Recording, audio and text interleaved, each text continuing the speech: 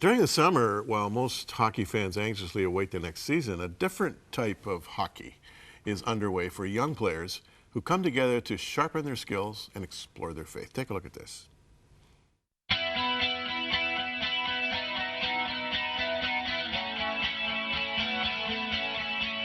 Hockey is an integral part of Canadian culture.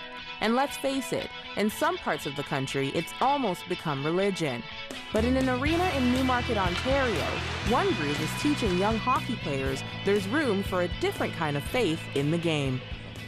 Paul Allen is Ontario team leader for Hockey Ministries International.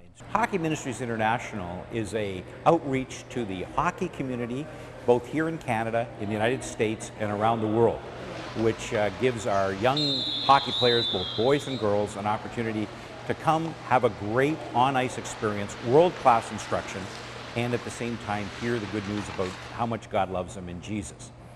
Don Lysmer, a former pro hockey player, founded the ministry in the late 70s. He was playing in the Montreal Canadian organization, and as a follower of Christ, he really had a heart for his teammates, just that they would also understand the good news. So with a roster of 27 players, he started the first boys camp.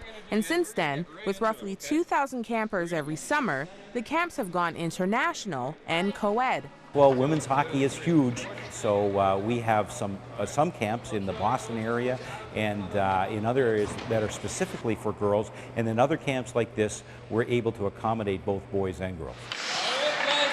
But it's not just about technique. Hockey Ministries International, or HMI, also aims to teach life skills, he says. You're not going to like everything that you're going to be asked to do in life. And so there's going to be things that the on-ice instructor is going to ask you to do that's going to be very difficult, and you just have to work yourself through it. The whole aspect of community, getting along with other people, being a teammate.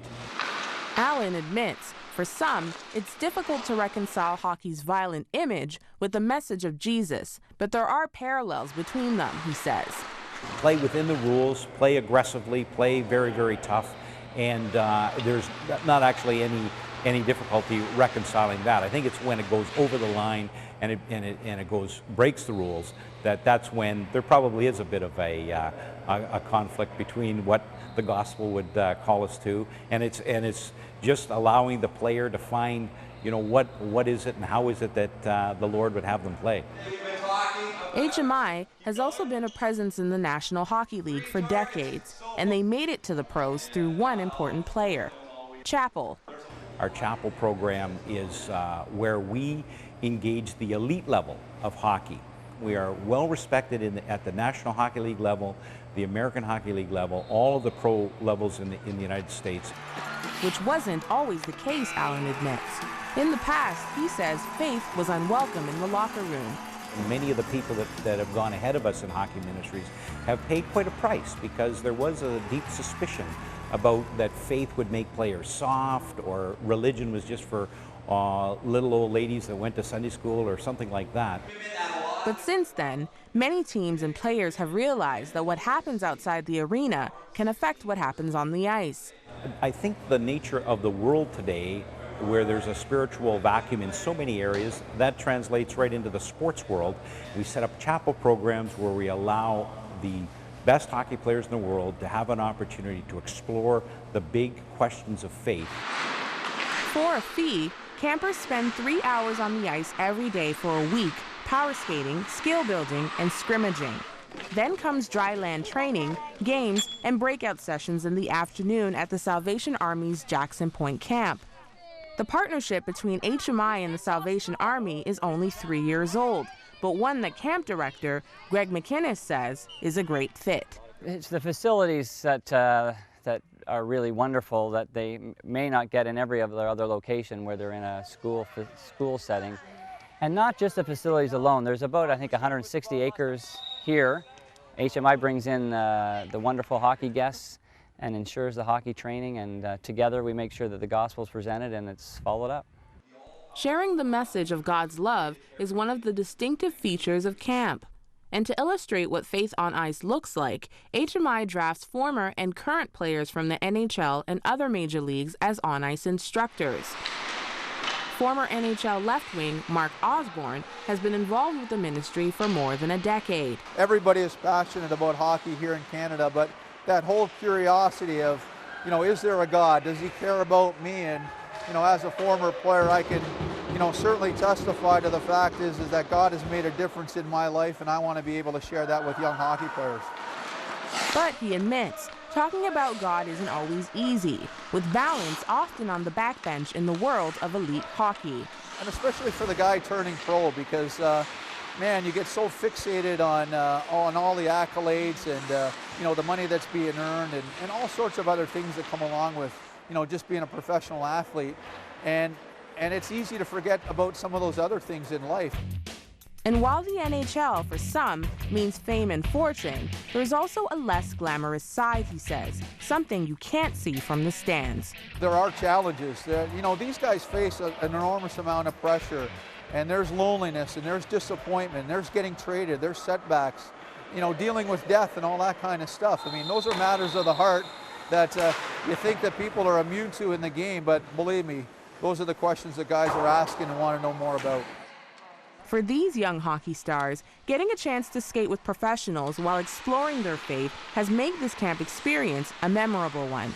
You get to meet a lot of friends, I think, and you learn a lot of stuff about hockey and a lot of stuff about Christ. I really like the skating instruction. It taught me a lot about power in your legs and stuff.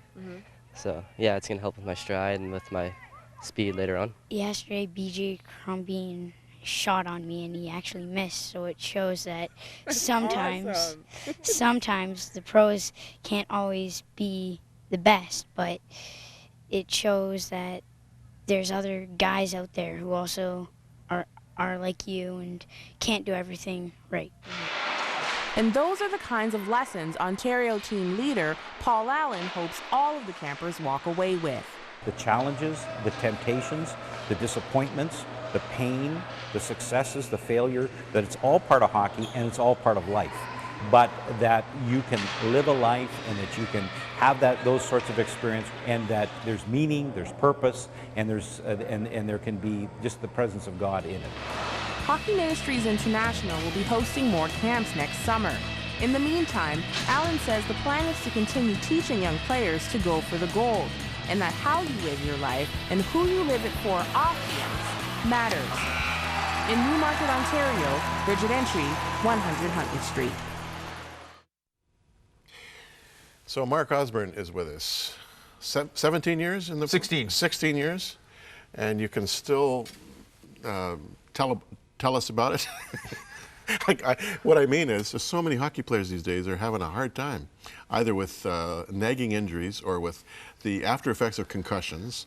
It's a rough game these days. Oh yeah, I mean the game has certainly changed. From the time in which I played, from the early '80s until the mid '90s, the game's much faster and faster. And are the guys bigger? The guys are bigger. I mean, think of a guy like Zdeno Chara, 6'7", 6'9" on skates, 280 pounds. I mean, I was one of the bigger guys when I played during my generation, 6'2", 210. But the game has certainly changed, and yeah, you mentioned concussions and some of those types of things. It's all about speed. And is this why we're hearing more about concussions, because of the speed and the size? Oh, absolutely. I mean, used to be able to hook and hold guys up, and now, I mean, it's such a speed game. Everything's fast-paced. Guys in much better shape. And as a result, I mean, guys can be reckless out there, and heads are certainly a major concern and issue. Because the helmet was designed basically to avoid skull fracture. It wasn't designed to avoid concussion. Yeah, and I mean, it's an ongoing debate, and how can we stop this and all that kind of stuff. I mean, from putting visors on to kids to protect their eyes, and because when we played, we were taught to keep our sticks down, and there was that respect factor, and so there's a lot of things that I think contributing to what's going on in today's game. Yeah. Did you ever get into any fights? Oh yeah, Mark? I mean, Jim. That's part of that's part of the game. I mean, you hate to admit it, but yeah, when push comes to shove, you had to come to an aid of a teammate, or a guy dropped his gloves. I mean, you had a choice. You either don't do it, or you do it in love, of course. And you know, and it's all over with. I mean, that's just the nature of the game amongst ourselves. Yeah, well, and it's such a passionate game, and Oh, yeah. everything's happening at such speed. Tell me about the ministry that you represent. Yeah, Hockey Ministries International. I mean, we provide spiritual leadership in the game. We've been doing it for over 35 years. We do chapels, give players at the NHL level, the American League level, junior levels, over 22 leagues across North America, the opportunity to explore their faith. You know, who is God? What does that have to do with me? I mean, you obviously have Christians in the game, so we come alongside of them. So that's the main part of our ministry. We have camps for boys and girls in the summertime that teach hockey skills, but also introduce them again to a relationship that they can have with Christ. And then we're we're a charitable organization, so we do fundraisers, a golf tournament. I run a hockey tournament in order to raise funds. All of our staff have to raise their own support as well. So yeah, we're in the game at all sorts of different levels. We got a great New Testament that has just come out featuring a lot of current guys, former players talking about their faith. So it's just, wow. You know, Canada's hockey, and you know, what a better opportunity for us to share what makes a big part of us, and that's our relationship that we have with God. Yeah. Tell me about the big event coming up. Yeah, the Mora Cup Breakfast. You know, the Canadian Junior Championships are held in Ontario this year at St. Mike's in Mississauga at the Hershey Center. And we have the opportunity to do an outreach breakfast that will be taking place at Stage West on Saturday, May the 28th. And, you know, myself, you know, 3 other former players, you'll remember, Hall of Famer Mike Gartner, Ronnie Ellis from the 67 Leafs, Laurie Boschman, a former Maple Leaf and first Ottawa Senators captain. There'll be some current players there, some junior players. We're not sure exactly, you know, who the junior players are, because the championship will feature some teams, but Mississauga is the host team. We have a great chapel program there with that team, and be a neat opportunity to hear, you know, stories of guys in the game, but most importantly, their faith. No kidding. Let's put the information up on the screen here. Championship Breakfast. I love that name. Championship Breakfast, Saturday, May 28th, 2011, and it's 416-276-6687 if you want to call. Or you can log on to hockeyministries.org. Now, people need to get their tickets in advance. Yeah, in right? advance. I mean, it's just a nature, you know, we're holding it at Stage West, which is a neat atmosphere and environment there. But yeah, don't wait till the last second, because it's almost sold out. So get on the What's the ticket cost? It's $25. $25. Yeah. And how many are you expecting? We can sell out at $450, but there's an upper bowl in Stage West that can take it over $600. Well, so we're almost at $450 now. Yeah, I'm sure you are. Yeah. I mean, it's going to be a great success. There's no doubt about it. And I'm thrilled that you're doing it. And I know some of these fellows you're talking about. I've interviewed some of them, and boy, they're just as, what you see is what you get. They're just as consistent in their day-to-day life as they are on the stage. Yeah, well, you know what? I mean, that's the integrity of who they are as people, but that's what God and who God has made them to be as well. Have a lot of respect. I know you've had a lot of guests here on your program, whether it's you know, Mike Gartner or Paul Henderson. I mean, just great quality guys that I've looked up to too, as when I was growing up playing the game. Yeah, terrific guys. And as you say, there's nothing like hockey for Canadian youth, and to have this kind of modeling for them is powerful. Mark Osborne, thanks for coming our way. Hey, Jim, my pleasure. Thanks. And here's the page one more time. Championship Breakfast, Saturday, May 28th, 2011. HockeyMinistries.org. Find out more about it, and I'm sure you'll enjoy it.